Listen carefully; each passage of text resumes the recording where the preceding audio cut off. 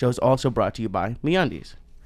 Go to MeUndies.com/Joey and check out all of their men's and women's underwear and all of their other products like sweatpants, shirts, t-shirts, socks, all of their amazing products. Go to MeUndies.com/Joey to get 20% off of your first order or save $8 a pair with the MeUndies subscription plan.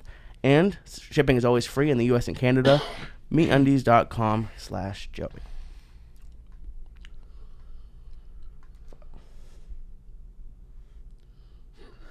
I'm slipping.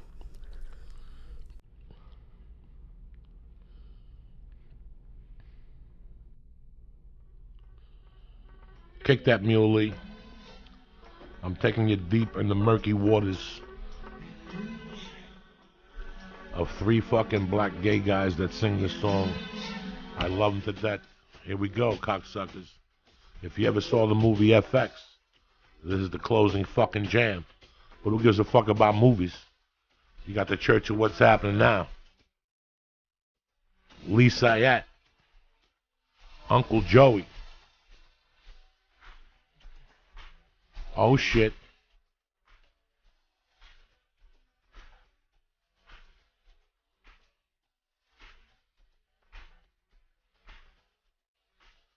Oh shit. You haven't heard this in years, have you? I've never heard it.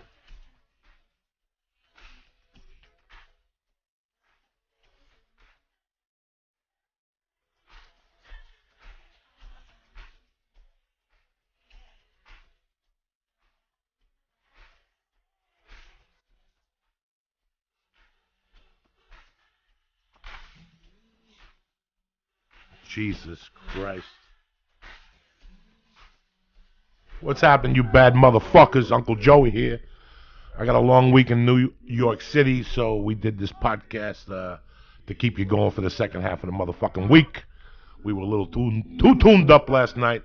Tonight's just a mild night. 1,300 milligrams. 22 bong hits, you know. Just a mild night. Fucking rough day. I was telling Lee that the other night I'm sitting there minding my own business on the couch, and at night the cats come out, and they fuck around with you. You play with one for 2 minutes. This guy comes over. And I was watching, because what I did was I went to season 1 of Narcos. You just went back to restart it? I had to. It's great. I had no fucking choice. I wanted to see the acting. I wanted to see what I missed. I'm one of those idiots that gets high at night, and I'm on Stars, and I try to watch an episode. I really didn't watch it. I'm just sitting there fucking drooling on my shirt. And then I go back, and I saw a bunch of things. I saw how Tata grew and all that. Anyway, I'm sitting there, and Superbad jumps on me, and let's say he's on my legs. If he's on my legs and I'm watching TV, he'll get right here on my left-hand side, and he'll reach for me for my shirt. And once he reaches for me, I gotta declaw the shirt and then hug him and play with him, and that's how it goes until he gets sick and tired of fucking being there. He's cool as fuck. You see how he was with your wife that day? Oh yeah, he's cool as fuck, but you can't get rid of him. He's like fucking the herp. You'll never get rid of that motherfucker if you get in love, which I don't mind. But yeah. You know, he starts on you and then he climbs. If you have a nice shirt, I can't have him sit on you, because you'll have 1,000 holes. I look at my shirts and nice fucking $80 fucking shirts, and I got holes in them, because he's a nightmare. When he jumps on you, and he doesn't mean it. He loves you. He really fucking is a loving cat, you know? Doesn't Harry do that? But he does it with, like, your legs? With your legs, yeah. Harry always fucking jumps and holds on to your legs and then pulls himself up like I'm Mount Olympus, you know? And the next thing you know, I got 3 little Bruce Lee scars on my fucking leg. And I don't mind. Listen, that's the cost of having fucking cats. So the other night he starts on your left side, then you move him, and then he fucking climbs on the couch, and then he eagerly creeps up on your shoulder, and he puts his nose on your neck, which again, I can't get mad at him. He's like a dog. Superbad's a fucking dog, you know. Superbad went from one extreme to the other as an animal. Superbad went from had no contact and running outside when the girls would sit and they were young kittens to you can't get rid of him. It was just, he's like the kid from In the Night. You know, he went in there a nice kid, he came out with a tattoo, he's snorting heroin. That's Superbad. Right. And not in a bad way. He went from being completely antisocial, just being Superbad. Just being fucking Superbad. Like, that's why I gave him that name, because I wasn't too thrilled with him when he lived outside. What would he do? Like, why did they he were let fucking him? kittens, but he was buck wild. They had a corner.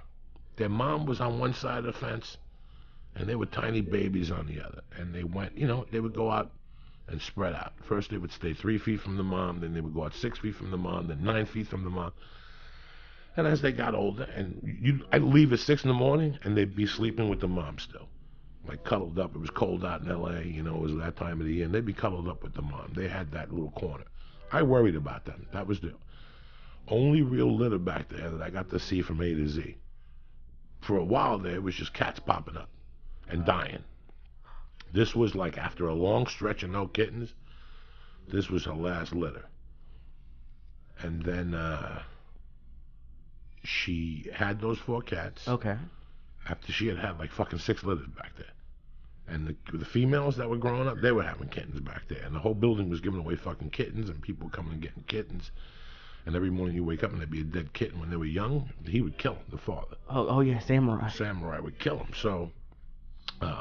So he could fucking get the mom again, give her a stabbing. So for some reason, I used to go outside a lot in those days. It was 2007.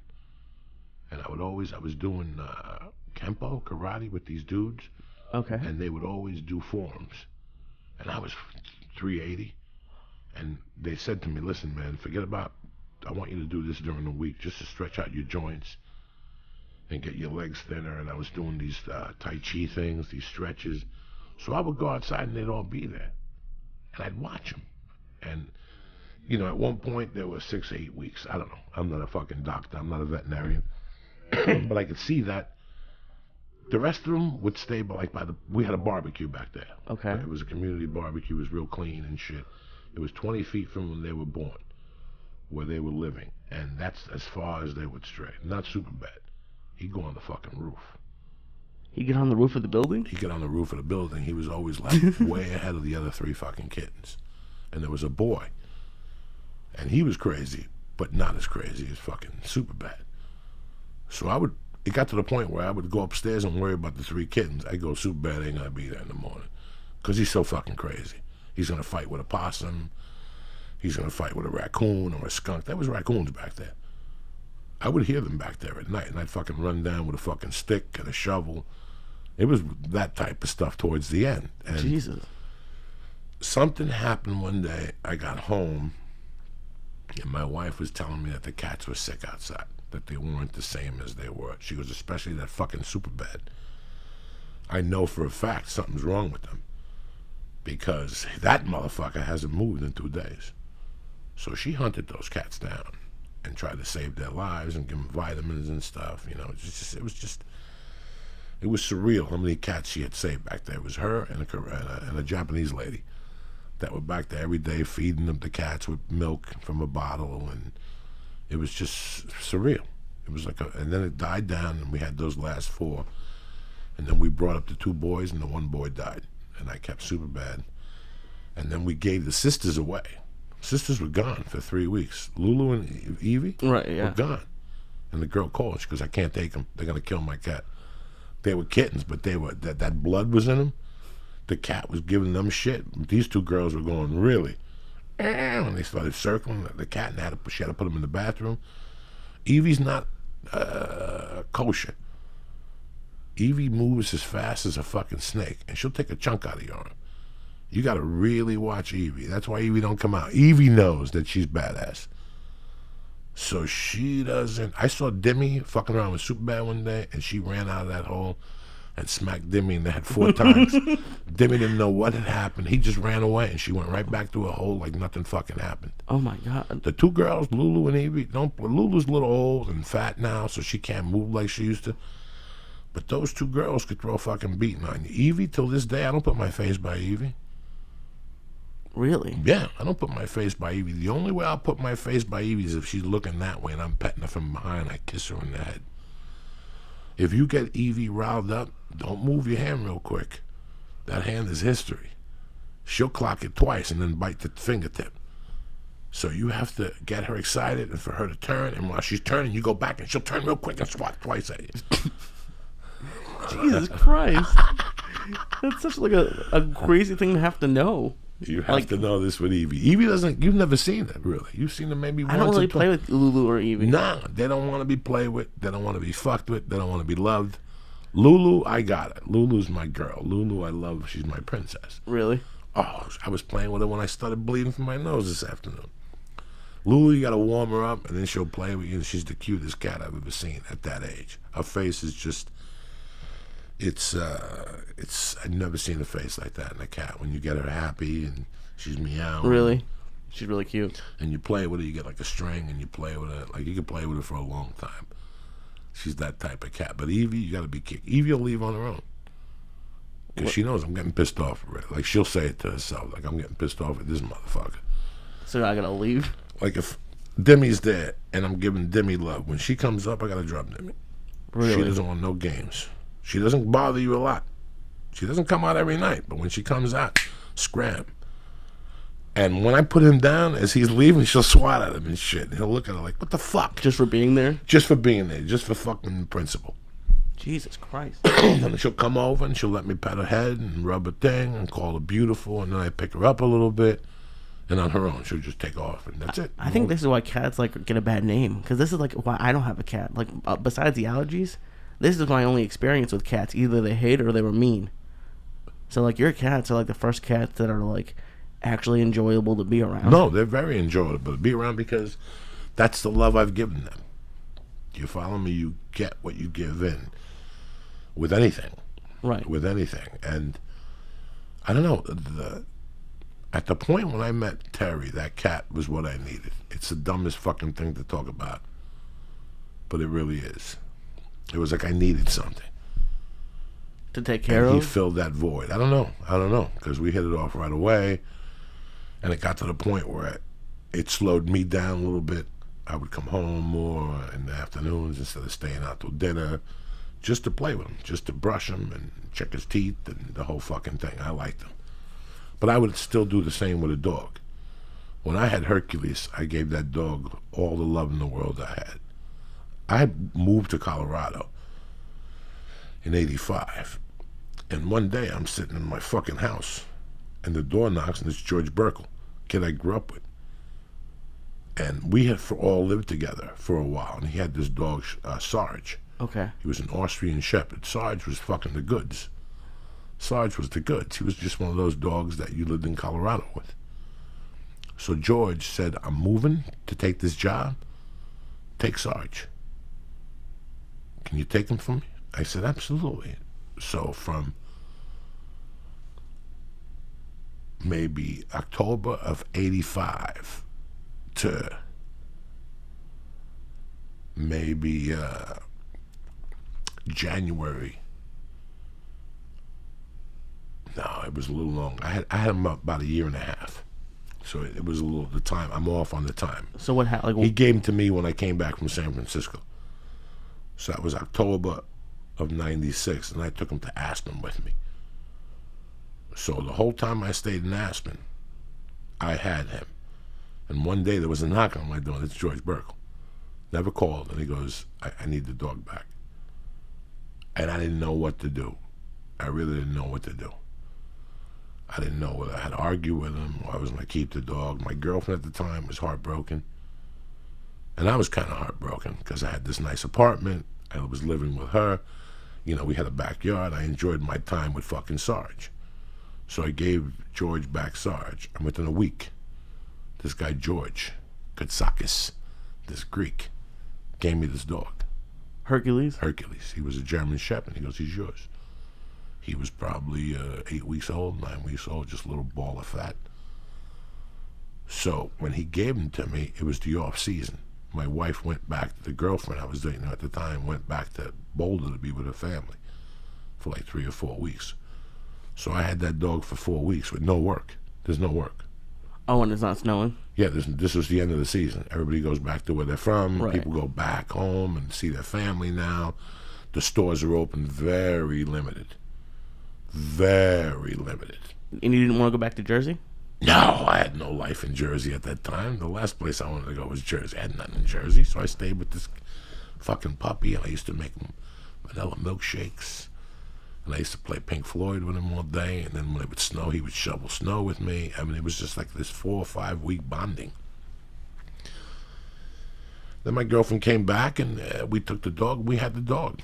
The dog was ours from like fucking, 87 to I lost him in a divorce in '94. Fuck. Paula really likes dogs. She really and I love dogs, but that's honestly one thing I'm worried about is I take it really seriously. Like we've talked about it before about the pee pads here and people who just leave their dogs in crates all day. I don't think I could do that. No.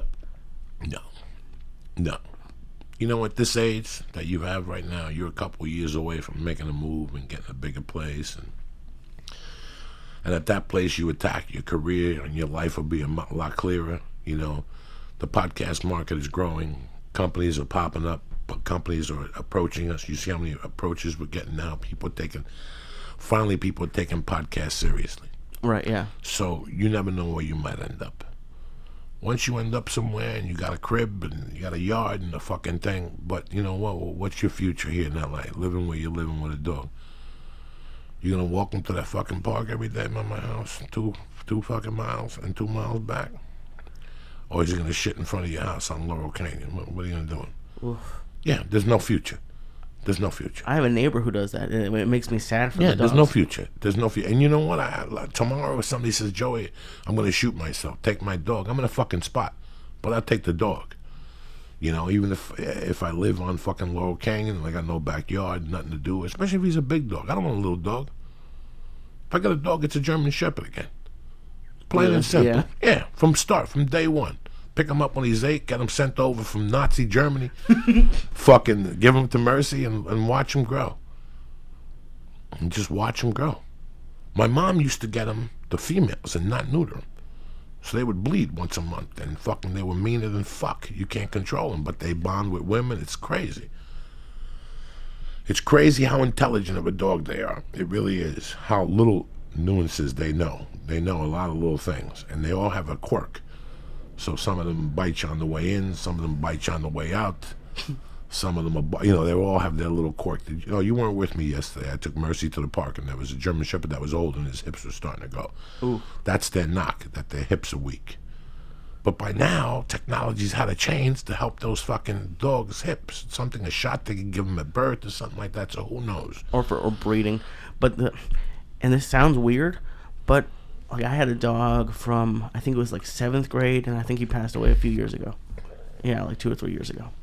And it's sad because they become a part of your family, right? And stuff. And I don't know. And part of me is like, I don't know. Like my mom, I've brought it up. She is adamant she doesn't want another dog. And part of me is like, I know maybe eventually I'll get one, but like, it's still a little bit weird. Like, and this is a morbid way to think. But then when you're getting it, like, okay, this is like 10 or 15 happy years, and then. Like it seems like it is setting yourself up for sadness, but no. You can't think of it like that. No. You can't. Listen, when you fucking get your wife, 38% you might end up fucking sad. When you leave the house, you might get my meteor. That's a horrible fucking way to live. Fuck it. Who cares? He might last 5 years or 10 years, and we move on. We all fucking move on. There's something that, for the last month, you said to me you seemed a little stressed out. I was moving. I was a little upset about the Live Nation gigs canceling, but the lining of that was that Carmine died. I called Frankie last week, and I go, Frankie, I'm coming home. I don't know why. I would never bother you. I know you're busy with the elevator company. And he goes, what's up? I go, I'm having a hard time with Carmine's death. Can you come over and let's do breakfast? And for some reason, I broke down right there. I didn't complain to him. I just cried by my own. And I hung up and I cried more. And I felt a lot better now that I came up with that. We all move on from that stuff, no matter how horrific it is.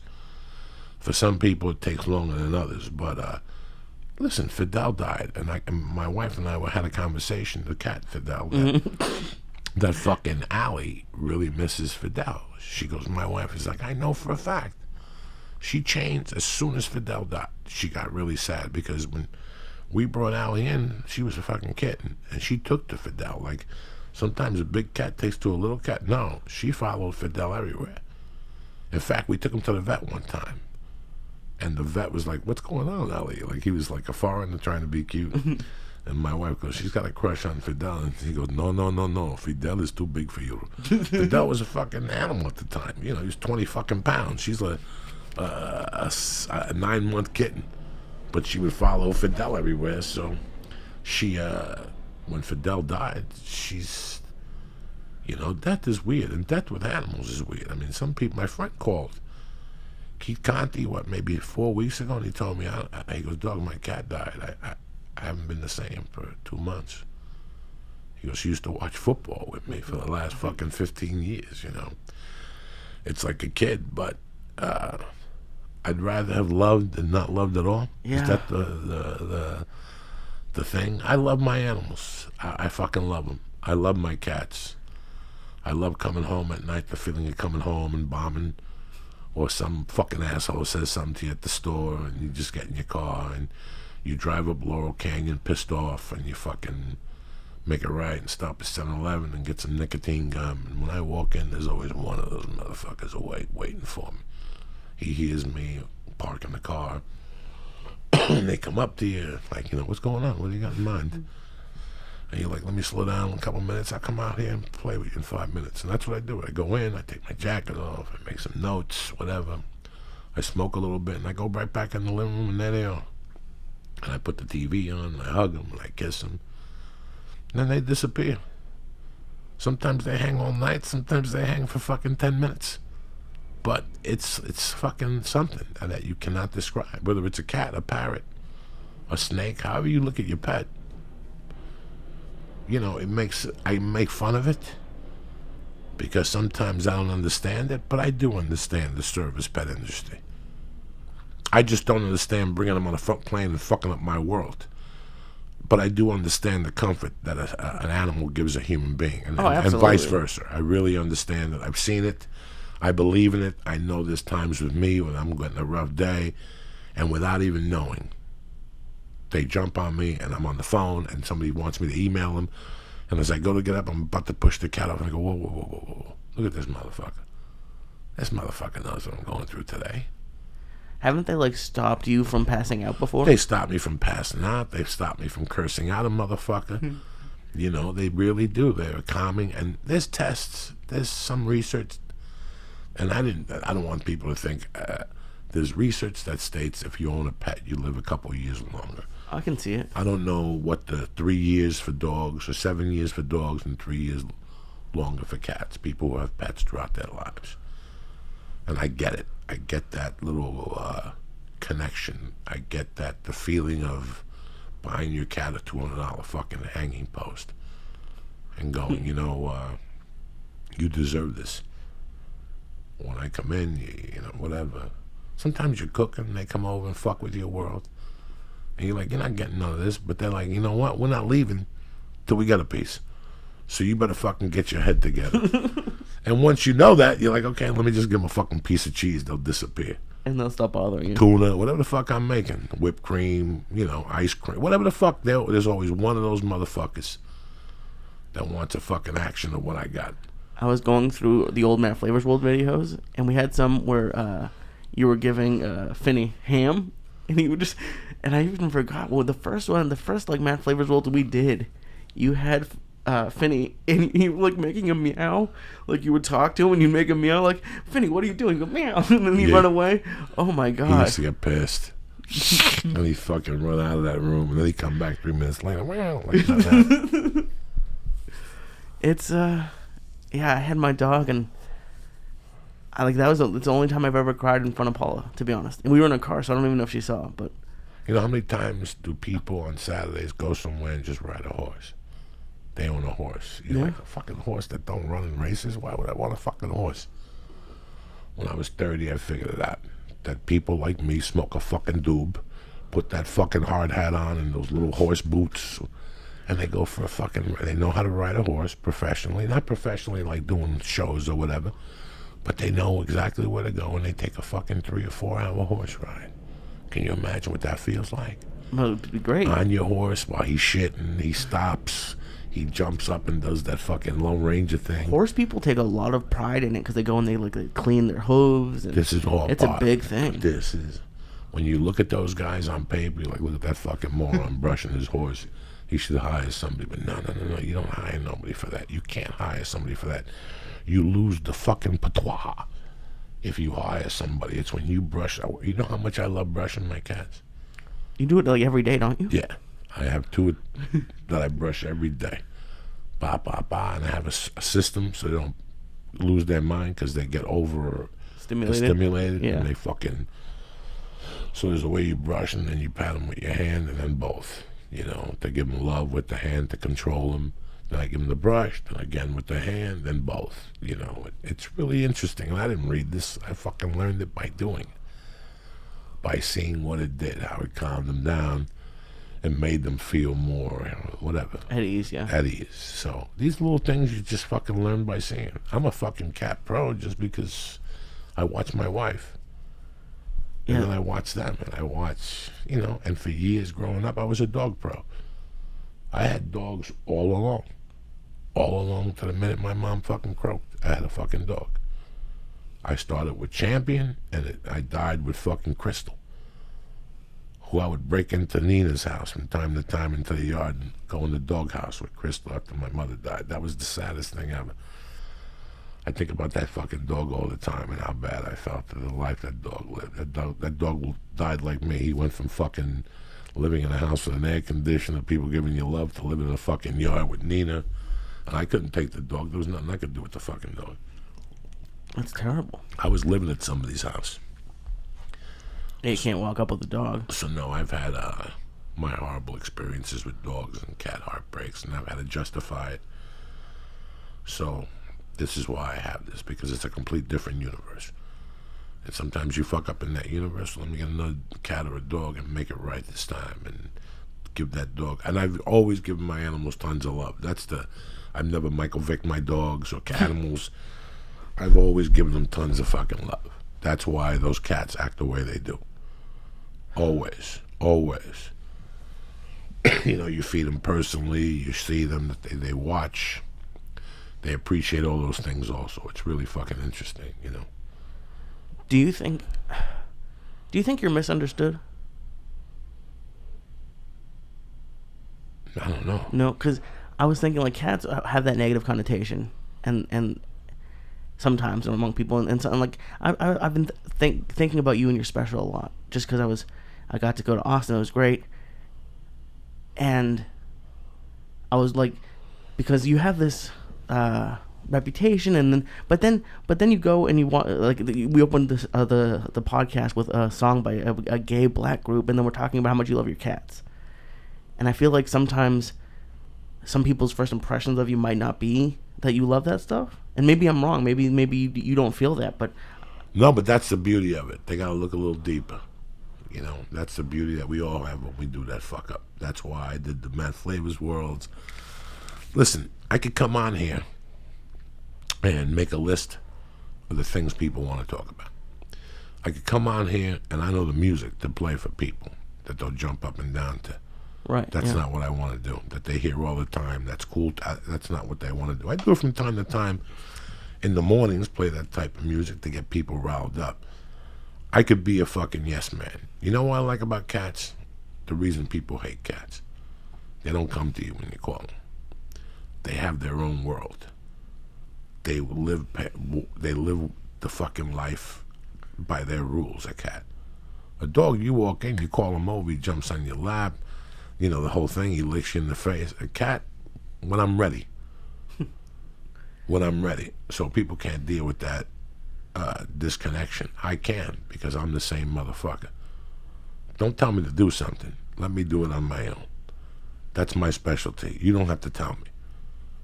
I don't want you to fucking tell me. I'll do it on my own. I don't ever want you to say, hey, you got to pay the rent on the 8th. Don't tell me that. I'll do it on my own. And that's what you love about cats. That's what I love about cats. That mental freedom, that attitude. Which is what people don't like or respect. They want to command their animal to come and hug, whatever. Cats are completely on their own fucking realm. Do you think I wasn't really, when I liked dogs, I wasn't really a fan of the cat. I didn't hate the cat. I wouldn't light a cat on fire or throw a rock at that motherfucker. Thank goodness. But I didn't own a cat. If Right. I went into your house and you had a cat, I avoided that motherfucker. And I remember going to homes and people's cats would jump on and they'd do what Superbad and Harry do now. And I would be scared to death. And they would go, no, that means he likes you. And I would go, what the fuck kind of animal likes you by putting his claws in your fucking leg? Fuck that fucking bat with fucking legs.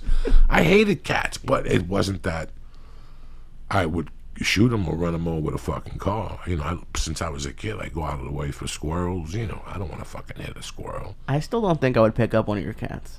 I love all your cats. I don't think I would go. I'm still a little bit... Harry would let you pick him up. Really? Demi wouldn't. Superbad will let you fuck him in the ass. He don't give a fuck. You can pet him for an hour, he'll let you fuck him in the ass. Allie won't let you pick her up. None of the girls will let you pick him up. I wouldn't even know how to go about it. Just sneak up behind Harry. Harry will drop, and you just rub him by the stomach. Harry's the one that'll do it the most. He'll let you the most. Harry and Superbad will let you the most, but you can't have fear in your hands. Right, yeah, that's what I have. You cannot have fear in your hands, and that's a complete other thing you have to learn over the years. I got bit so much by dogs that I got rid of that fear. I mentally fucking got rid of that fear. Don't get me wrong, when I was coming up here before, the black fucking fighter was outside with that pit bull that looks like a fucking, one of those devil dogs that protects the devil. You ever see those dogs that protect Satan? That's what that dog looked like. That dog gets a hold of my fat little fucking thigh. That's over. It's like a Chinese buffet you wanted to go to in Austin, Texas. He'll eat everything. He'll have fucking oyster balls, my thigh, you know, but you can't walk in front of him like you're scared. I went right up to the owner and said, how you doing, man? The whole time walking over, I'm shitting my pants in just a little area of my body. Not old school when I was 8 and I'd shit my pants when I saw a dog, you know. Yeah, those kind of dogs can get scary. Yeah, so you have to control your fear around those motherfuckers the same way I got to control my fear before I go on stage. It's once you do it one time, you say to yourself, how the fuck did I do that? And then you go, okay, now I got trained when I was finally like 18. My friend Stinky had that motherfucking Coco dog, the German Shepherd. And every time you walked in there, the guy was like fucking Liberace. You know, he'd suck your dick, he'd light your cigarettes. But as soon as you told Coco you had to go, he'd take a chunk out of your ass. Really? Every time you had to leave? Oh, my God. Oh, I've never experienced that. They had to get the dog, put him in the bathroom, and you had to run out of the fucking house. Or if not, he'd bite you in the pant leg, or he'd take the bottom of your jean. Jesus Christ. He never really bit you hard, you know. It was just to scare you to not get up. Did you ever have a dog when you were homeless? Did you have... No, none of that? I was not going to be one of those guys that was going to take a fucking dog down a bad street like that, you know. I didn't know if Hercules... No, in the divorce, right. Yeah, no. Hercules lived with me all the way till before I went to New York City. I left Hercules with Danny, and my ex-wife called Danny and said, did Joey call you? He said for me to come over and pick up the dog. I never told my wife that. And she went over and picked up Hercules, and I never saw Hercules again. Fuck. Did it bother me? It was all rolled up in one fucking big ball of fuck you, you know? Right, yeah, so you can't really dissect. So I really can't fucking dissect it. But no, I like my pets. Hell And yeah. the next couple days when I go home, I'll miss them. I'll miss them so much that I could swear I just saw one. Oh, in the hotel room or In something? the hotel room, late night, like 12, I'm watching TV, I'm relaxing, I'm writing, I got glasses on. I could feel one, like I could see one when I walked by, like, what the fuck am I thinking? I'm not home. I know you never would with your cats, but if you had a cat that wasn't like attached to the group, would you bring a cat on the road if they let you? No. Because I don't want them on the plane. I think that's cruelty to animals, what they do under the fucking plane. They don't recover from that fucking brain trauma. Oh, yeah. You know, if I fly 2 hours with a cat, what I hear and what that cat hears is two different noises. He thinks he's going to fucking die. He hears the bottom of that plane. You see that plane ain't going over? Yeah. Think of being in the engine of that plane and being an animal. No. It's 3 hours of fucking horror. And in the meanwhile, they're listening to other fucking animals meowing and woofing and fucking crying and shit. You know, so I hope I can't. For me, I know people do it. And I see dogs on the other side when people are there and the dogs fly out and they hug the fucking owner. And they go, it's great to see you. Don't ever fucking do that to me again. Yeah. Well, they're letting some on plane. Like, I know for like the service animal thing, but they also don't they just let dogs like in the carriers in the plane now, or no? It has to be a service animal. It's gotta be a service animal or in a bag. It's gotta be like Paula's dog, no, a pug, no, in a little bag, and they can't walk out of that fucking bag. So if Paula wants to go to New York, it's 6.5 hours. What's she gonna do if that dog wants to piss or shit? Yeah, it's not gonna It's happen. bound to piss or shit. That dog shits next to me.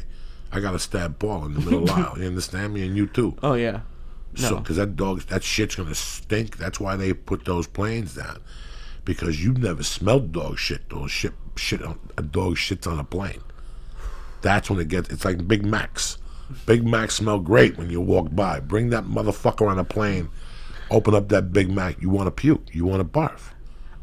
I tried to bring what is it called? Trail mix on the plane, and I had to close it. I felt bad, and I opened it. It smelled like ass. So I can't imagine what. Have you been on a plane that had a dog shit? Yeah. And they had to take it down. I got on a plane one time where the dog shit as we got on the plane.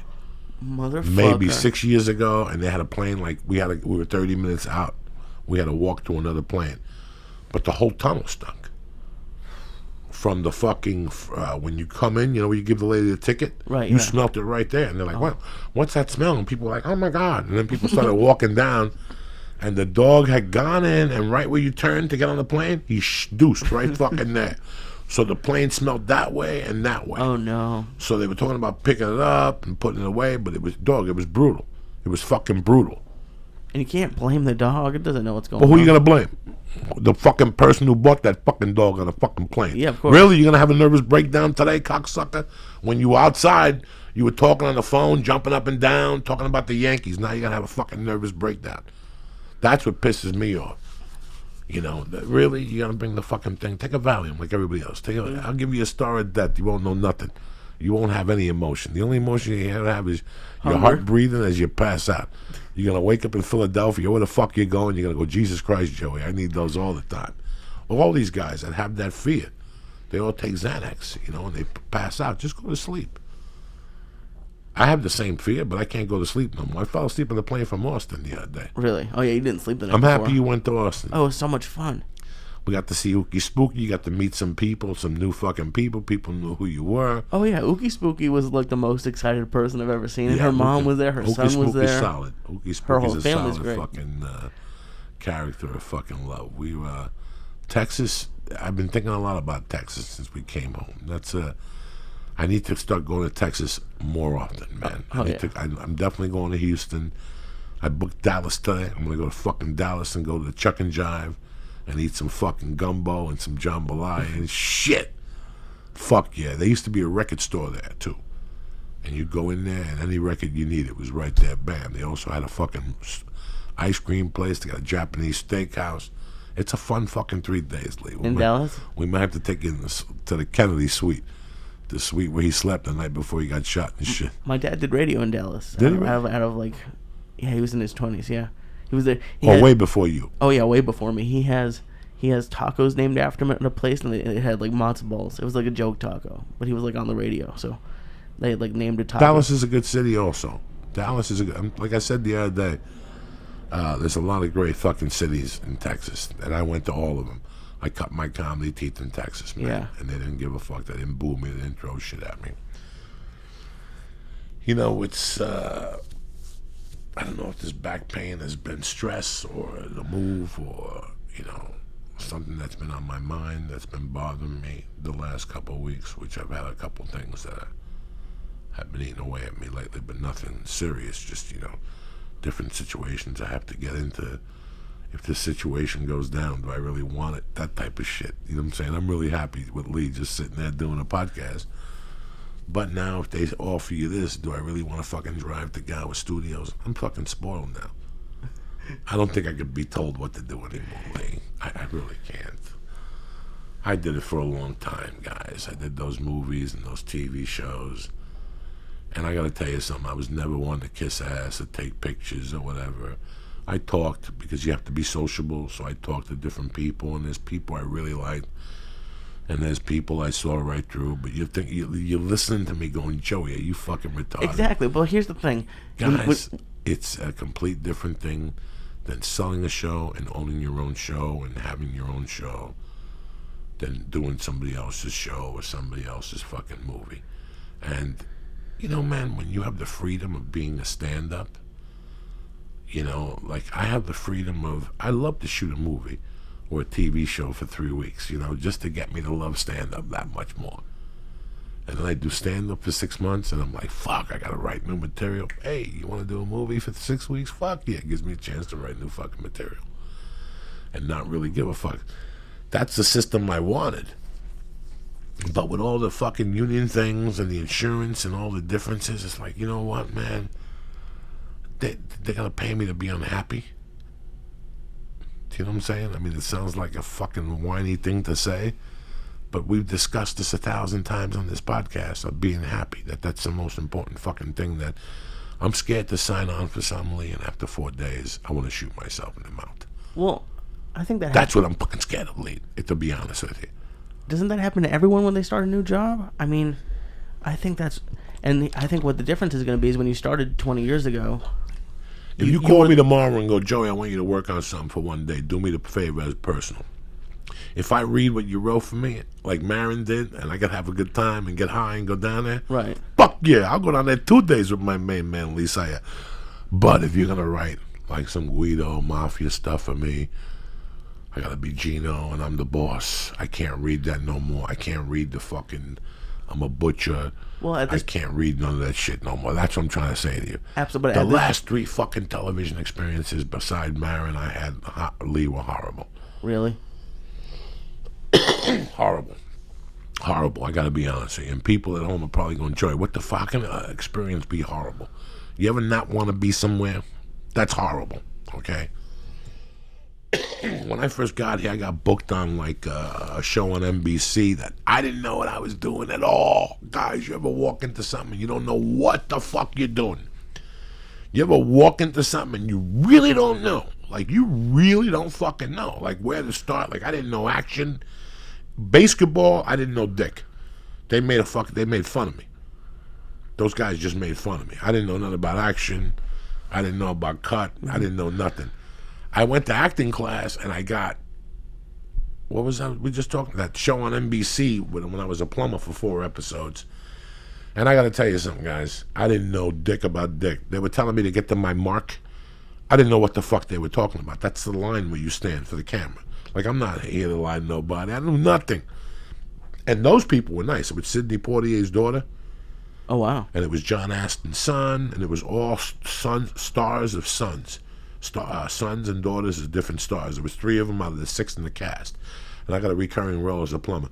Lee, the first 2 episodes, I knew nothing. They were so nice. They giggled about it. They thought I was just playing like a goof. I wasn't playing a goof. I really didn't know what the fuck was going on. And once I got nailed there, I went back to acting class, and I kind of fucking picked it up a little bit, and then you go along the way. And all those experiences were good along the way. I had some shitty ones while I was shooting, but it didn't matter. It was something I wanted to do. It was something I thought would take me to the next level. Okay. The Longest Yard, I was happy as shit. But The Longest Yard, I pissed off a lot of people because I took matters into my own hands.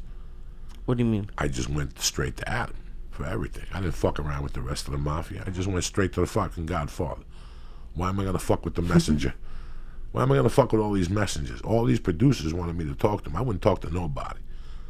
I wouldn't even talk to the fucking director. I would just go right to Adam. Adam, I want to wear the jock. Adam, I want to take my shirt off. Adam, I want to do this. I would improvise, and he would cut me off, which was fine. I'm not going to go up and ask him permission. Dangerous people don't ask for permission, Lee. You do it, you go balls out, and watch them go. That was fucking great. You know, when it comes to that realm of acting and stuff like that with people, you never ask permission. I asked permission to wear a jock because, obviously, I didn't have one and stuff like that. But if I would have thought of that the night before, I would have showed up with a jock the next day. But I wasn't that good at that time. My mind didn't think that way. I thought about it while I was there, and I saw the locker room setting. I didn't see it while I was reading it. Do you understand me? Right. But you always come prepared, and you just do it. And let them tell you fucking no. And that's a scary thing to do, especially when people go to like jobs and stuff. And listen, as a stand-up, I can't go up there and fuck around. When I got serious about this, it was because I became dangerous on stage. Not that I was going to take out a gun and shoot the audience. Not that I was that funny. But what I mean by dangerous is have no bounds. To be good at this realm of what we do, you have to really have no bounds. You and I have discussed the thing about people doing stand-up and keeping a day job. You and I have discussed this many a night over a fucking a joint or a bong or just us bullshitting about life in general or managing comics. We've discussed how you don't want your client with a job. Get him work because he's not really fully committing. I know 10 funny guys right now that have not, the world doesn't know because they kept day jobs. And that was the thing that held them back? It's such a hindrance. And sometimes you have a family, you have no choice, you need the insurance, who am I to judge you? But Kennison was dangerous. Pryor was dangerous. Hicks was dangerous. Carlin was dangerous. So so that's what you're worried about? You're worried that you're going to get too much other work and not be as dangerous on stage? No, what I'm saying is that when you act, you have to be dangerous the same way you're dangerous when you do stand-up. A lot of people don't understand that. Okay. When I go to an audition, I have a checkpoint list that I got from Lou DiGiamo, a casting directing thing I did that my wife bought me. We were starving. And she paid $200 for the course on a Sunday at UCLA. And I went there and I saw Brian Callen there. I'm talking 2000, 2001. 15 years ago, I saw Callen at an acting workshop. And we were fucking giggling our asses off while we were there. But he gave you a worksheet that I kept. I made copies of it. I'll never lose it. And sometimes I use it for stand-up. I'm using it now for the special. And he always says, don't apologize. Go in there, but go down in a blaze of glory. That's what you need to do to be good. You need to go down in the blaze of glory. When you go up there, how many times, listen, you know why it was great to bring Josh Adam Myers, because I explained to him that I had an anxiety attack on stage. And to show you. But do you know how close I was getting from just fucking flabbergasting and dropping on my back, laying there and just flopping on the stage? Really? Fuck yeah, I couldn't breathe. Every time I jumped up and fucking waved my arm and shit, that's like aerobics class. And I gotta sing at the same time. Are you fucking kidding me? I'm not Janet Jackson. I'm not trained to do that shit. Jesus, I didn't know that. Yeah, like I could have fucking flabbergasted. And that's why I would take a break in between lyrics. Oh. So who the fuck do you think you're dealing with? Joey Bananas? And it was funny because someone came up to me right when you went on stage and was like, he looked like he was falling asleep before you going on. Like you had gotten like so relaxed. And then you went up there and went crazy. I had no idea you were having... Well, before, that's why I'm trying to become dangerous. The only way I'm going to become dangerous is take it all the way to the other end. And we just sat there. We both had a drink. Right, yeah. Do I have a drink? Never. Never had a drink that night. I don't know. But that's one thing I always remembered, whether it's stand-up, acting. If you're going to be a good singer, you got to be dangerous. What does that mean? I don't know what the fuck you're gonna do.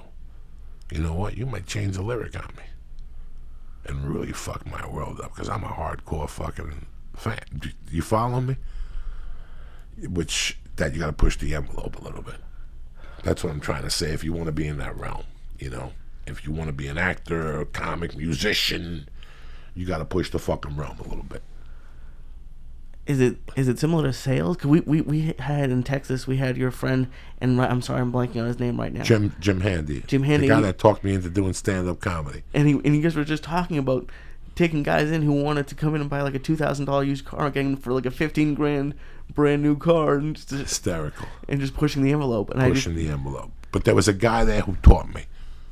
He was dangerous. His name was Marty Sadler. I talk about him a lot. He was from Buffalo, New York. Today, he's still he's a general manager, but I hear he still gets out there and fucking wrestles people and tells people to go fuck themselves and talks Chinese to people. And, it was a different world and you could talk a different way. He was always a gentleman. He had 4 kids. He had 4 boys and a beautiful wife. And I learned a lot from him because he would say things, not perverted or anything, but he would say things that I would never think of saying at that time to a customer. And what he was doing was what I do to Lee today. He was teaching me what to do, how this is only going to work. And until I took his advice, I started clicking. Do you know what I'm saying to you? So, like, you were, it's kind of like, it is me. It's okay. I'm too nervous to do it. Okay. He would for people who don't know, in the car business is a thing called the four square, okay? You come in, you look for a car for, what's your budget, Lee? My budget is $10,000. $10,000. Okay, $10,000. I could possibly put you in this one. The cost of this car is $10,999. Okay, Lee, what do you want for your fucking 2015 VW? What do you want for the car? 20,000. 20,000. 20 fucking thousand. It's a beautiful car, Lee. By the way, what's the mileage on it? I think like 10,000. 10,000. Beautiful. Oof. And it's a 2000 what, Lee? I think it's a 16. 16. Okay. How much money do you want to put down, Lee? I don't want to put anything down. Well, you're going to have to put something down to finance this vehicle. I don't have any money to put down. The bank always wants to put something down. So you're telling me your car, you want 20,000 for your fucking car. Yeah. What do you owe on the car? 20,000. 20,000. So you got nothing. Right. You're going to have to come up with down payment for me to trade this fucking car in. I know you have something in the bank. Is there something you can give me on Friday? How much can you come up here with a check for on Friday? Can you come up with $2,000 on Friday? 2,000? I don't have 2,000. Well, what do you have? What can you give me on Friday that I could take to my manager right now? By the way, I'm going to need something right now. The ATM card. Right now? Just give me your ATM. Listen, for me to get him to do business, I got to bring him something. Let me get your ATM card. What I'm going to do is... I have a limit, though. Yeah. It's like a $200 limit. We don't give a fuck. It's okay. As long as he knows you have a credit card and we could contact the bank and you have credit, you're a good guy. You have a car, you have a brand new car. I know your credit's good. All right, so Friday, you're going to come here with $1,500. $1,500? Yeah, you said you couldn't do two, so let's do $1,500. And what do you want? No, I can't do 15. So what can you do? Can you do 14? 14, Jesus. Yeah, I guess. Okay, let's do 14 on Friday. What's Friday's date? Friday's date is the 24th. All right. And what's your payment a month? What do you want to pay? What are you paying on this car here? $250. And what do you want your payments to be now? $200. How much? $200. And how many years do you want the payment to go? 4. I don't know. 4 years. Okay, beautiful. Let me get that ATM card real quick so I can bring it to my boss and make sure. I want you to initial all these right here. And let's go do this paperwork when I get back. What am I signing? You're not signing nothing. You're just initialing. Listen, you want to pay $200 a month, all right, for 4 years. That's 48 months. You're going to give me $1,400 on Friday. You're going to pay me $10,999 for my car and $20,000 for your car. I'm going to give you $20,000 for your car. Initial all 4 of these real quick. I can't do that. I don't. That's like a contract. Not a contract. For me to take this to my boss, you just got to initial these. Come on. I don't have that much time. I'm trying to get you a good deal. The other guy that comes at lunchtime is a fucking pain in the ass. I'm sorry to talk this way, but I want you. You seem like a nice kid, and I got an idea. Okay. All right, boom. Let me get the ATM card. The ATM card? Yeah, I got to take Why him do you something. need the card? Because I got to see that he knows something. I got the credit app on you. I'm going to run the credit app and make sure. This was all him right here. This is all him. He was just beating you up until you gave it to him. Oh, my God. Did you see? You told me you wouldn't do 2,000. As soon as I asked you for 2, what did I do? I know you only have 500 in your pocket. But I said 2 because it's so high. What did you say? 2,000. Okay, so you could do 15. You agreed on it yourself. I didn't even do nothing. That's the trick. That's the trickery of this fucking Foursquare. And he taught me how to work this Foursquare. But what he was teaching me was not the Foursquare. He was teaching me about fucking life, Lee. It's so funny how this works for me even today. Oh my God! Like you just get trapped. It's like an octopus. It's a trap. It's a jiu-jitsu trap. It's a brilliant fucking trap. So how does the Foursquare work? You go. So now I come back and I say, listen, good fucking news. Okay. All right. We got you 14 for your car. 14 what? 1,000. What about 20? Huh? It was 20. Yeah, but listen, we called 3 other Volkswagen dealerships. The most we get is 14,000 for your car. We're gonna sell you our car for 9,500. You're gonna give us 1,400 on Friday, and I got you a great sweet deal. I got you $249 a month. No, that's what I was paying now. For 8 years. 8 years. But listen, that's a good deal. Listen, after 2 years, you come back in, we redo the fucking paperwork. What I'm going to do is, and that's it. He just bought the fucking car. He just confused. Because you're down $6,000 on that car, Lee. So automatically, that gets tacked to this. So this car right now goes to fucking $16,000. You're going to give me $1,400 down. And the best payment I could get you right now, you know what? Let me talk to him again. I'll get it down to $2.25. But guess what? You're going to sign for that. And then when you go into the box, I'm going to get you for taxes.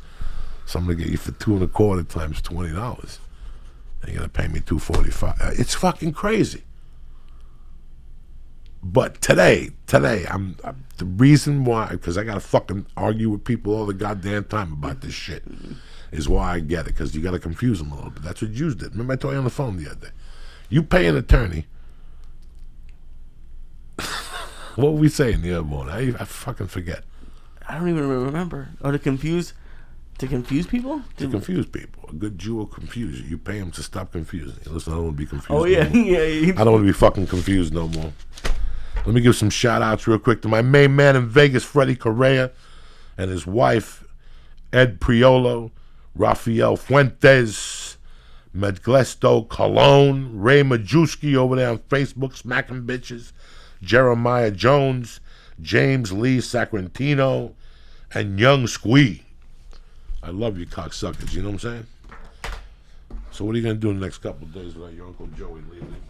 The next couple of days, I have Matt therapy tomorrow. I have another couple podcasts this week. And I might go down to the podcast festival this weekend. I'm not sure about that. And that's really it. I don't really have go down and mingle and shit. Maybe. We'll see. This is a tough weekend for me, my friend. Why is that? Because I go home. I don't know why. It doesn't bother me, but it does bother me.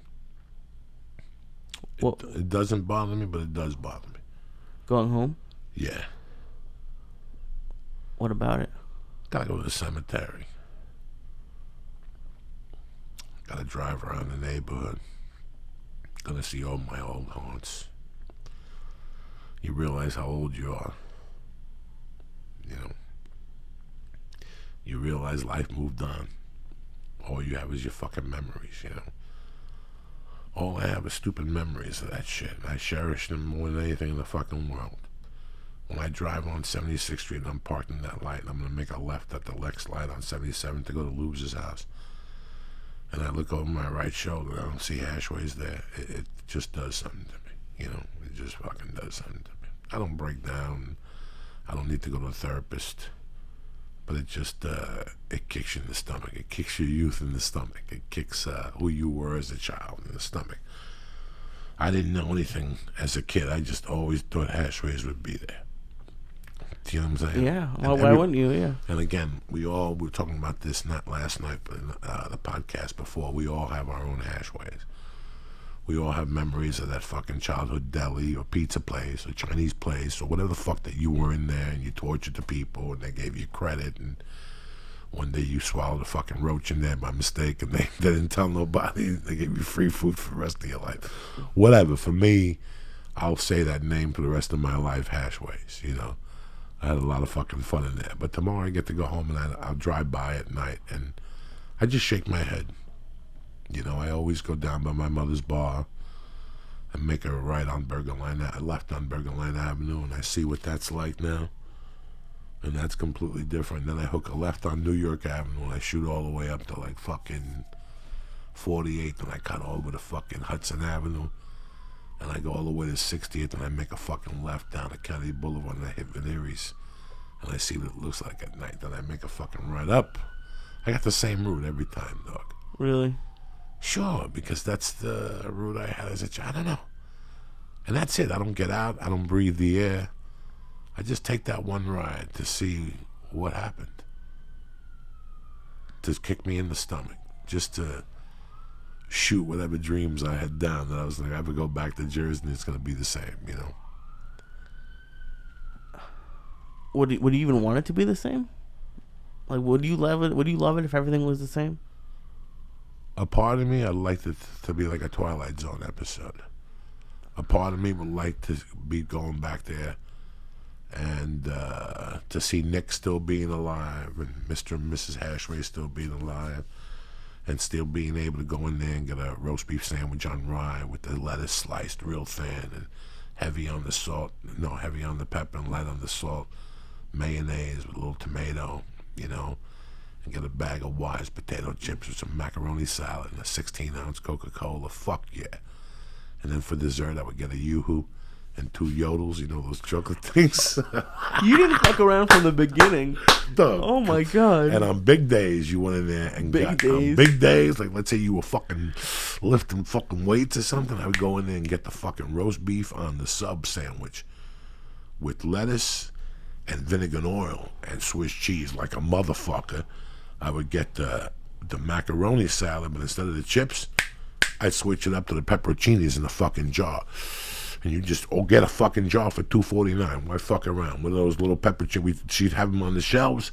You tack it onto your fucking bill, and while you're biting into that roast beef sandwich with fucking Swiss cheese, you're taking that pepperoncini and you're biting it. Half of it shoots in your fucking eyeball, and the other half drips down your face. You know what I'm saying? And you wipe it with a napkin. That's fucking living, Jack. Would I eat one of those tomorrow if Mrs. Hashway is still there? Yes. That's the first place I go when I get off the fucking plane tomorrow night. But it's not there anymore. It's not there no longer. Fucking, they had the big Cuban place. It had been there for 30 fucking years. Closed down last year. That's it. Over. I didn't take you there. I took you to a different Cuban place. That place is done. Hashways is done. Chan's Dragon Inn is still fucking holding tough. You could still go in there and smell Chinese puke from 1987. Have they changed the decor at all? Not a fucking wink. You understand me? That's what makes me love it even more, cocksucker. But it's just, you have this, for me, I have an empty feeling. Could you imagine going back to your neighborhood and your mom's not there and your dad's not there? And your old house, somebody lives in your house. They painted my house a new color. You can't even knock on the fucking door, but 10 years from now, Lee, you'll want to go over there and just knock on the door one day. Excuse me, my name is Lee. This is my wife, Paula. I'm a producer and my wife's an attorney. I grew up in this house. Do you mind if me and her come in and show my child where we grew up? I don't have that. I could never knock on that door. Never? Oh, you should. We tried. We went over there, you and I. We looked in the backyard. Yeah, we were there. And it didn't do anything to me that night, that day with you. But a few days later, I remembered where I had walked. And it kind of gave me an anxiety attack. Because those bricks were still there. The grass had grown between them, remember? Mm-hmm. Those bricks were the same ones I played on in 1979. Bounced the basketball off them. That's how I learned to dribble, bouncing the basketball over there. So you don't think you can handle going inside the house? No. I don't think I can handle going inside the house. Again, I want it to stay the way it is in my mind. I want that fucking room I lived in. That room was a girl's room. Why was it a girl's room? I don't know. When the people who owned the house before that had a daughter, and that was the fucking room. So when I walked in, there was girls' wallpaper, and they had mirrors in there, and they had a girl's closet. I just moved in. I didn't give a fuck if it was a girl's room. It was Uncle Joey's room now. I would hate to see that room today. I had my trophies in there, and my fucking record player in there, the TV in there, and I had my little kid bed in there, I think if I went in there, I'd go, wow, I didn't remember it being this small. Right. Oh, yeah, it was huge when you were a kid. If I went up to the attic, I guarantee that they never figured out my secret fucking hiding spot in the closet. You think there could still be stuff up there? Yeah. Yeah, I know there's still stuff up there. Then we have to go. No. You know what, man? Sometimes it's better to leave something alone. Trust me when I'm telling you. I went down there when I was with my daughter last year. I took her down there and I walked around with them. I took them to the fucking park I played at. I had a great time with them. I didn't break down physically or mentally or nothing. I thought I would, Lee. See, right now, sometimes I think, oh my God, this is going to be hard on me. And it ain't shit. It ain't shit. I breeze right fucking through it. Me going to the Comedy Store on stage or going up to do comedy at the Black Horse gives me more anxiety than all those situations. You know, I thought when I would walk into the high school a few years ago, I would have a nervous breakdown. None of that shit happened. None of that shit happened. I don't know how I dealt with it, Lee. Over the years, doing all that coke and sitting there alone like a fucking loser and writing about my past, all that shit fucking cleared the air in my mind. I don't know how. I don't know how. When I walk on the streets a little bit sometimes, I go, wow, I remember walking on the street after I did this. Or I remember walking on the street after I did that.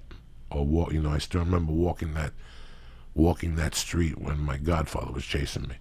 I still remember that route I took. And every time I go down to Lubes' or I just take a ride down that hill, I see all that shit and I go, Jesus Christ. 30 years ago, I was getting chased in that fucking parking lot. Chased. You know, that's fucking, I haven't gotten chased, you know, I think I got chased 4 or 5 years after that, but I haven't been chased since then. I was getting chased. Chased for fucking 4 or 5 ounces of coke. Chased. Now I pull up to my house. You know, I look at the baby, I look at my wife, and I go, what the fuck happened? Do you see yourself being like you see yourself running? Yeah.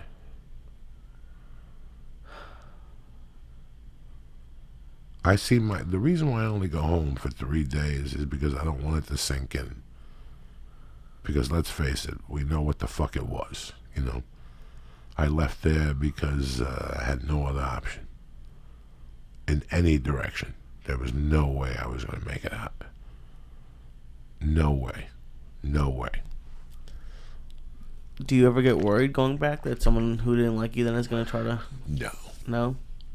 This is 30 years ago, Lee. I'm the only one that lives in that stupid world.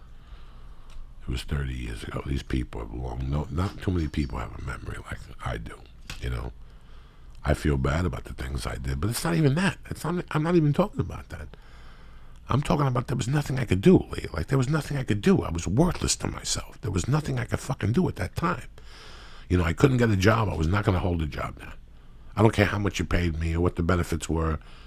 Eventually, I'd find the fucking gripe. I was one of those guys. They only gave us 28 minutes for lunch. I'm walking. Why? They're giving you $22 an hour. I was one of those assholes. You know what I'm saying? Right. Nothing was good enough. No, I just wanted to be a junkie. You know what I'm saying? Like, I wanted to dick around. Nothing was going to be good enough. So I wanted to really put myself to the test. In more ways than one. I said, the only way I'm going to straighten out is if I start from fucking scratch. When nobody knows me, where I got to get up in the morning.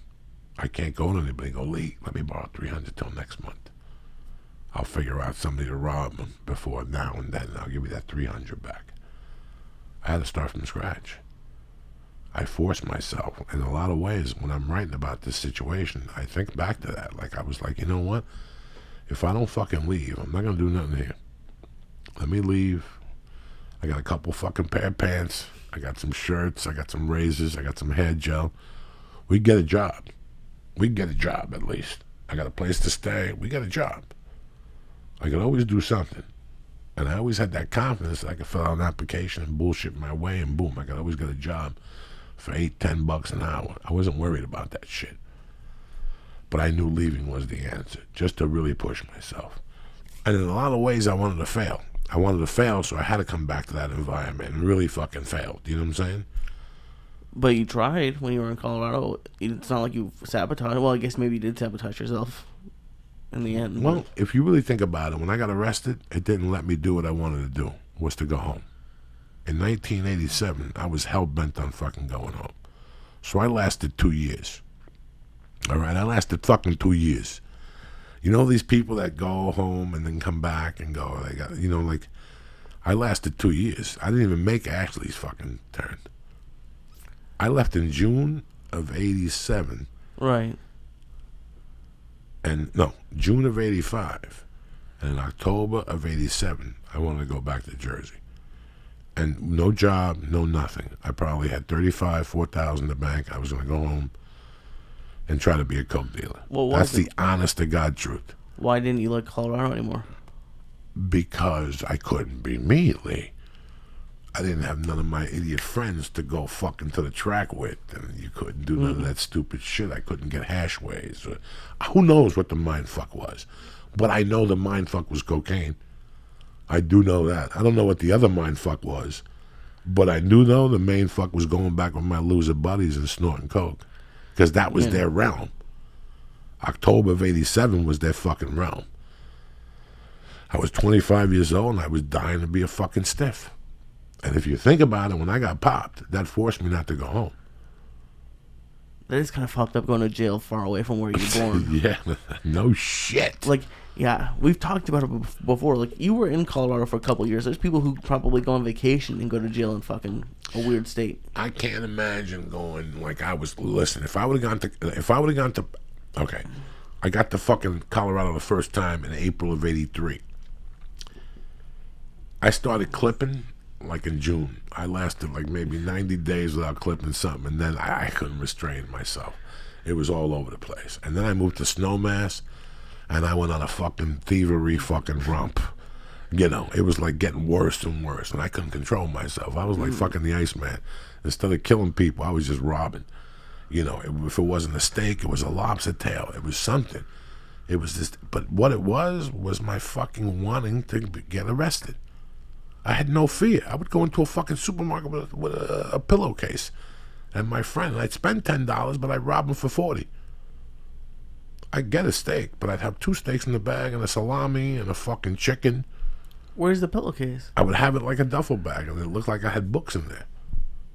Oh, no, Lee, please. And they wouldn't say, let me see your bag? Never, because I smiled and talked about football, and we fucking talked about this, and who were you taking on Sunday, and come on by, and watching the fucking mechanic. You know, it was always stupidity. So I always got away with that little fucking, I would go in the supermarket, and they would never fucking ask me, you know? Jesus Christ, I would always be too nervous about getting And then the cops were on to me, but not really, and I boogied before they could really research, and I stayed out of there for 18 months. And then I went right back. And I wasn't a klepto when I went back. I wasn't a klepto when I went back. By that time, I was on to a different frontier. And don't get me wrong, I would steal a pair of skis and sell them to you for $50 if you want to go back to Boston. Oh, yeah, if you came from Boston, you go, Doug, do you know where there's any skis around here for a small nickel? Listen, I'll get you $2,000 pairs of these for a small nickel. What size do you want? 175, boom. They'll be in your fucking bag on the way back to Boston with you. I swear to God, there was a lot of that shit going on. Where would you steal skis from? People would leave them out to fucking dry overnight. And you come by, well, these are the ones I was looking for. What a coincidence. Oh, my God. And they'd sit there like they'd come out. And I was security at the hotel. I was security from 5 to 1. So I would steal them at 10 after 1. Would you like see cool designs and like make sure you knew what room they were in? Or No, like, because I would walk around. I'd have to drive around, and they would all leave their skis in little holes. And I would see the ski, and I would call my buddy and go, "Dog, I saw those skis you wanted. What size? I don't fucking know. Come by." And, you know, he would see them, and he'd go, "Let's clip them," and we clip them. That's it. In the morning, I'd be in there fucking ready to pick somebody up at the airport. Man, something happened to our ski last night. They couldn't have. What time did you work till, Joey? 1 o'clock. Did you see his skis? I don't know. I saw a bunch of fucking skis. I'm sorry, sir. There's a bunch of skis out there. You sure you put them out there? Man, I'm not sure, man. And next thing you know, you're talking about them. Listen, next time you go to Sport Kalen, tell them Uncle Joey sent you. Go see fucking the man. I swear to God, because my neighbor was the guy that worked at Sport Kalen. So you have them on each side of the transaction? Please. Jesus Christ, Joey. How do you remember all this stuff? Because I'm a fucking disgusting motherfucker. That's why. Only disgusting people remember shit like this. Oh my God. Scary way to live, man. Like I would always be nervous. Like I'm nervous just thinking about that. You're in my thoughts a lot, Lee. You're in my thoughts a lot because I look at your age and I always go, what the fuck was I doing at 28? And I go, Jesus Christ, Lee is a complete different human being. Lee is a human being. You know, there's times you say to me, man, I wish I had more of a social life. I wish I would have done things differently. I love the way you're living your life. I mean, your percentages are low. You know, your percentages for a lot of shit are low. It's not like you're scratching at night or you're looking for a fix. I mean, the worst thing you'll do at night is go get 10 tacos. That's the worst thing a guy like you will do is get Donuts or at something. 12 yeah. o'clock at night. You know what? Fuck Joe Diaz. Fuck Dave. Fuck Paul. I'm getting a pizza. I'm getting the fucking new cheese nuts, and I'm getting the garlic wings. That's the worst thing you would do to yourself. Yeah, pretty much. You would never do cocaine. You would never do heroin. You would never do a pill. You would eat an edible with me. How do you feel? You did 1,300 milligrams. Tell the fucking audience how we feel. Like I nothing. feel pretty good. It's like another day at the beach out here with fucking Uncle Joey and fucking Lee Syatt. It's a fun night. But that I always compare what you're doing and what I was doing, and I never get mad at you. I'm always like, boy, he's on the right fucking track, dog. I'm trying. I feel like I'm getting. When this podcast started 4 years ago, I was like really lost. Well, like I felt I was on the career No, path. you weren't lost. You were a kid out of college that owed Gitas. Yeah. Society made you get a job that you thought you really wanted to do. You caught yourself in a corner. You kind of liked it because you like being inside. You like having the snacks around you and taking your shoes Oh off my god, they had so many snacks. and rubbing your feet. But then You don't have any snacks. That's fucked up. Fuck snacks. We got stars. You want a snack? I'll give you another star. I'll give you a brownie with 180 milligrams. That's a snack we got here. You want a bong hit? That's a snack. That's a good nutritional snack right there. No. And I look at your twin. I look at D'Agostino. I look at Thomas Easter. I look at all these kids. You know, Thomas Easter's a little longer in the tooth. Thomas Easter's 32. That's when I came out here. I had to be 32, 33. I wasn't no youngster when I came out here. I was competing against youngsters, but I was lost too, Lee. When I came out here at 32, I was just buying time, Lee. So, I always look at you guys and I go, they're doing fucking tremendous, because deep down inside, the only way I can make a buck in those days was selling cars or selling drugs. I had a knack for it, and I would flip-flop. Like, I don't really like selling fucking cars full-time. If I had to do it, I did it. I did it for 8 months at a time or a year at a time. But I always preferred selling coke. It was easier for me at that time. It was what I wanted to do. But how much more dangerous though? I had my own clique, Lee. We've gone over this shit. I know, but if it was me, you, D'Agostino, listen, if I was getting an 8-ball every day in those days and you snorted and D'Agostino snorted and we had one more guy, you guys would snort every day. Not because you wanted, because you had no option. I'd drop a line on you and then drop a package on you. Boom, I left you a 50 there. I don't want it. No, take it, because you're going to call me in 2 hours and then I'm going to be in fucking all the way in fucking the valley, and then you're going to take the fucking thing. You just take it. There'd be a time when you'd have 6 of those things. Joey, I can't take no more. Take it. You're going to need it. It's the good shit. It's the shit from Noriega. You guys are good guys. You guys are really decent. You're college educated. I mean, D'Agostino's half a Momo, but he's a hustler and a half. He's got that fucking Arab blood or whatever he's got in him, that South Sicilian blood. So D'Agostino don't fucking stop. So, but that's how I judge, you know, I kind of go, what the fuck did I have going on compared to those guys? At 28, I couldn't even open a fucking computer, guys. I didn't know what a fucking computer was at 28. I knew how to pay the rent. Whatever my rent was, I kept it low. There was no way I had a car payment. Everything I did was a borrowed car or a rented car, or somebody's friend needed a car. I never had a car, Lee. I didn't get a car till I was in my 30s, I don't think. I had problems, man. I just got sick and tired of having fucking problems. yeah. So for me, going home brings up a lot of those old fucking feelings, you know. Just not I'm not gonna cry or fucking nothing like that. I don't even cry at the fucking grave anymore. I just go. Sometimes I bow my head. Sometimes a tear comes out. But it's not like I have a nervous breakdown, nothing like that. I just go. I bring some flowers. Sometimes I whip out a fucking number and blow some reefer on her. Well, it's obviously important to you, even though it freaks you out a little bit. You know what, man? It's home. Let's be honest. You did jiu-jitsu all the time. Worst case scenario, you're going to fucking grab him into your guard. That's it, and hold him there for a minute until you regain everything. Whether he's punching you in the head, whether he's trying to pass your guard, you're always trying to retain your guard.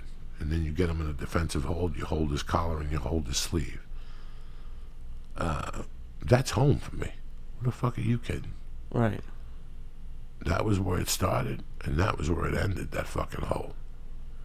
If you really look at it that way. That was where it ended, and that was where it started.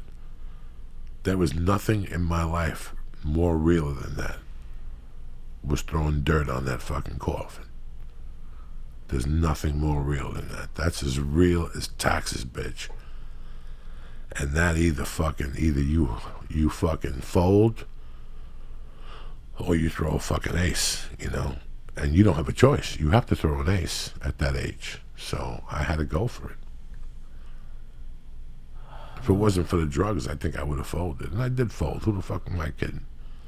I folded because of the drugs, and I folded because of the drugs, and I didn't fold because of the drugs. Do you know what I'm saying? What do you mean fold?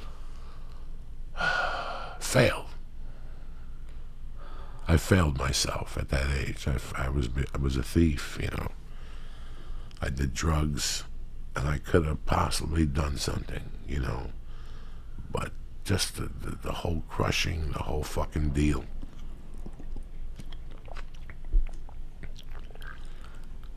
So yeah, when I go home, I feel all those things. I do some comedy Friday and Saturday, and we're back. Hell yeah, it's gonna be a fun week. Because now it's a new home. You know what I'm saying? So that's when I left there, I didn't do stand-up comedy. When I left there, I was fucking doing God knows what the fuck I was doing. So that's how I judge a lot of this shit, by you younger guys. And what the fuck you doing? These guys send me emails. They don't know how lucky they are. They send me emails asking me about, you know, like they don't know what to do, if they should stay in school. It's their fucking last semester. I got a good one the other day about last semester and stuff like that. Where are you gonna go? You're already there, right? Right. Why drop out now? A lot of people do that for some reason. I don't know why. I wouldn't. I got no choice. They told me to drop out. They transferred me to a correctional facility where there was 3 books. That's it. What courses do you offer here? There's 3 of them, all right? They're sitting in the library, they're sitting in the library, and they're sitting in the library and reading the paper. I'll take 3. I'll take the 3rd one also. Fuck that shit. Give me those papers there, my brother. I wish, Lee, you could go to New York. I just have a lot on my dish in New York. No. And you'd make me fucking nervous walking around because I couldn't even imagine. I couldn't even imagine what you come to me with. Next thing you know, you're going to Staten Island for Jewish food or something. I'd have to stab you. You know, you went off the fucking plantation and whatever, but you were in good hands. Oh, yeah, I was with Bobby Sharon. Yeah, you were in good fucking hands. So, no. It's always a fun fucking time, Lee Syatt. And besides, you're home with this week with the mom. You're going to go to Chicago with me to tape the special. Oh, yeah, that's going to be great. I asked for the hotel rooms today. Timmy Holloway. Hopefully he's going to be able to fucking come. So, you know, I'm working really hard, man. I'm not getting stressed out at all about this. This isn't... I told myself before I said yes, there was only one way to fucking do this. And the good thing about this is I'm having a good time doing it. I had a good time in Austin, Lee. Oh, yeah. Thursday night first show, Lee, you were there. You're my witness. I don't know what happened to the show. I ate dick. Was I mad? No, really, no. There's no time.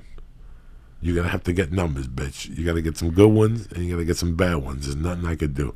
I still got to do 4 more in New York, 5 more in Columbus, and then a 3-show warm-up before the 2 that I'm shooting for the special.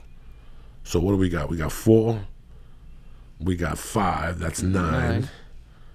And then we got 3. 12. And then we got 2 at the Comedy Store. 14. 14. And we got 1 at the Ice House. 15. 15. If I could get 12 tremendous and 3 bombings, it's going to be a good fucking special. Does it matter where the bombings are in those 15? Just... It always matters because I listen to all of them. Thank God that you're there to tape. This week I'm going to have Timmy Holloway tape. I'll tape one myself. Yeah, I'm learning a lot from taping. I can't lie to you. Do you listen to the whole thing? I listen to half, then I have to put the other half. It's too much for Uncle Joey. And it's a bit much. I can't lie to you. It's tough. And that's fucked up because sometimes it's an hour. It's my voice and it pisses me off. Why does it piss you off? Because I wish I had a nicer fucking voice. My voice gets on my goddamn nerves. That's why. I've been telling you this for fucking years, cocksucker. Just something about your own voice. No, yeah. It's tough to fucking explain to people. We talked about this shit. But it's something I've never done, which I could feel it on stage. I felt it in Austin Friday and Saturday on stage. And now I used to say things and get rid of them. That's not happening no more. I'm saying them. I'm keeping them. And I'm building something. So what I thought wouldn't happen is fucking happening. I'm getting a tag every 2 or 3 shows, which is what you really want. I was scared of hitting an hour. The last 3 weeks, I've been doing an hour 10 everywhere. Yeah, you have. So think about it. This is how I'm learning a lot, and I'm appreciating that you guys are coming out and supporting me, whether it's at the Ice House or at the fucking Flappers or at the fucking other place we're doing. Where else were we doing? Black Horse. The Dark Horse. Dark Horse. When you guys come out those nights, it's always tremendous because I just go up there to talk, and we tape it, and then we listen. And if we get one line from it, it's successful. You guys are helping me out. You know what I'm saying? This week, like I said, I'm at Gotham. I don't know what's left. I'm hearing rumors. I don't know what's left. I hear Saturday night's gone. I hear they got tickets for the early show. I hear Friday early's gone. I don't know. You got to go down there and talk to those fucking people and see what's going on, or go on the Gotham website. I don't know what it is, GothamComedy.com. Friday and Saturday, 8 and 10 o'clock. And then next week, the 29th, I'm over at the Ice House. There's 1, 2, 3, no expectation tours left. But I think the Ice House, I'm going to do the closest I'm going to do to the special is going to be Wednesday at the Ice House. Hopefully Lee will be there to tape it. Absolutely. And that tape is going to be really serious because that's what I'm going to be working on in Jersey, is what that tape's going to work like.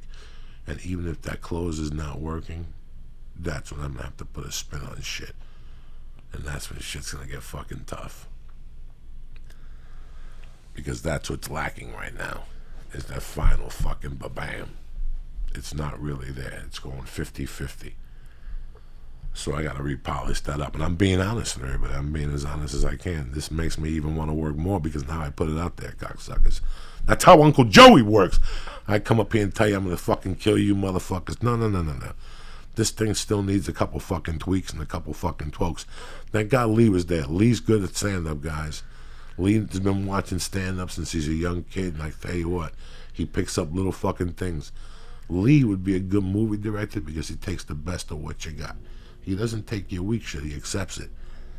And he goes, no, but you did this time. And last show you didn't do this. And this show you should do this. Lee's got a great idea, too, that I'm scared to do. But that's Lee. But that's what makes me fucking dangerous because I'll take Lee's fucking advice. Go up there, feel like I want to shoot myself, and then I get off and I don't get mad at Lee. I just giggle. We both, because I'll yell at him for 5 minutes and we both got to fucking laugh. That's the beauty of this whole goddamn thing, guys.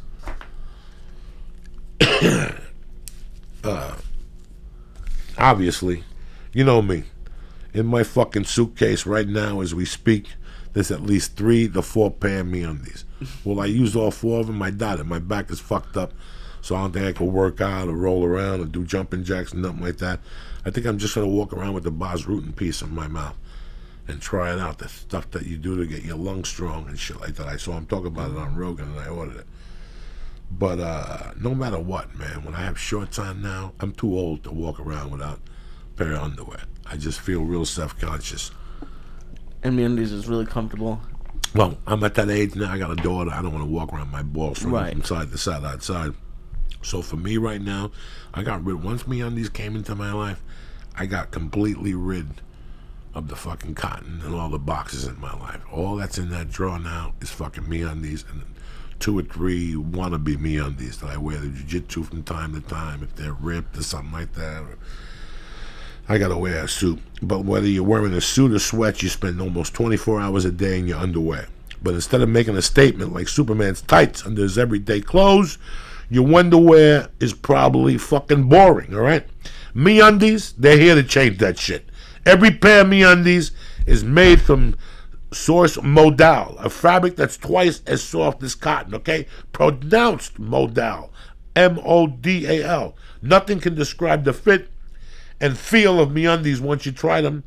on, you'll understand why they're called the world's most comfortable underwear. And if you don't love your first pair of MeUndies, guess what? They're free. No questions asked. I personally love them. They keep the fucking goo off your gock. They fucking do the boop off the pop. No, you want me to tell you what they do, bro? They keep you dry inside. That Moldol really, really, really works. You put them on with a suit. I wear them specifically for jiu-jitsu or when I go on the elliptical or anywhere I'm wearing shorts to sweat. I don't like sweating down there. It makes me feel real dirty. You know what? MeUndies does the trick. So do me a favor.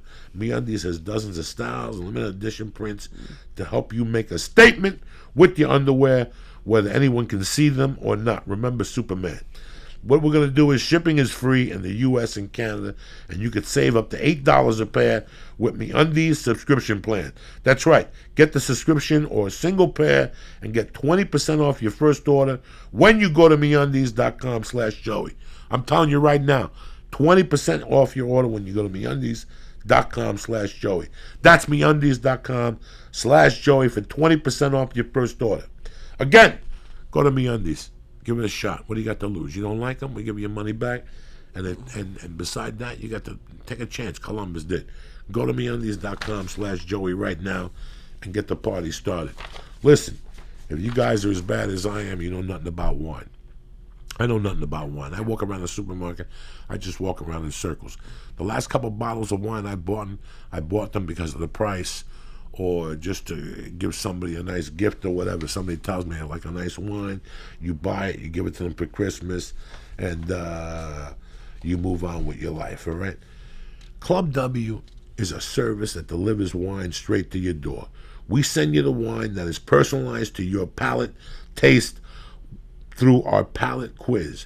The recommendations become even more personalized with every bottle you rate. We work with top winemakers and growers from around the world directly to make all of our own wine. It's high quality, it's $13 a bottle, and it would normally retail for $20+. You choose the type and the quantity of bottles with no membership fee or no cancellation fee, and 100% satisfaction guaranteed. We partner with local artists and develop wine labels that are unique works of art, okay? Do me a favor. I hear nothing but great things about Club W. If you like wine and you really enjoy, sipping wine and putting a hat on with a feather and looking out into the ocean, do yourself a favor. This is the wine for you. Right now, Club W is offering listeners 20% off your first order. $20. $20 off your first order when you go to clubw.com/Joey. Again, $20 off your first order when you go to clubw.com/Joey. And it gets better. I know you hate paying for shipping, so Club W will actually pay for your shipping on orders of 4 bottles or more. So take something off your to-do list for the holidays. Here you go. It starts right now. Just go to clubw.com/Joey to get $20 off your first order today, right now. That's clubw.com/Joey today. Thank you one more time to MeUndies. Thank you to Club W. And thank you to our main sponsor, Onnit.com. Always there for you. Supplements. They got the training bars. They got kettlebells. They got the gorillas. They got life vest. If you need it, they got it. You want to make your life change? Go to Onnit right now. You're walking around, you're skinny, you're not getting hormones, whatever the hell's going on with you. Listen, do yourself a favor. Go to Onnit.com. Get some of that Alpha Brain. Get some of that hemp protein. Get some of the nice chocolate. Get yourself that new TCT oil, the TCM oil. People are loving that stuff. I'm hearing great review. Get yourself a little order of the mixed greens. Whatever the hell you want. Go to Onnit.com right now and look at the great list of supplements that they have. I push the supplements because I get you 10% off. So go to Onnit.com. There's something you like, go to the box and press in. Church. Booyah! CHURCH and get 10% off. I want to thank MeUndies. I want to thank Club W, and I want to thank my main people over there at Onnit.com right now. And I want to thank you guys. We'll be back Monday night, 8 o'clock sharp. Wednesday, 3 o'clock in the afternoon. We're setting this motherfucking train up, motherfuckers. Lee, say good night. Good night, everybody. I love you, cocksuckers. See you in New York City, or see you the following Wednesday at the Ice House. Stay black.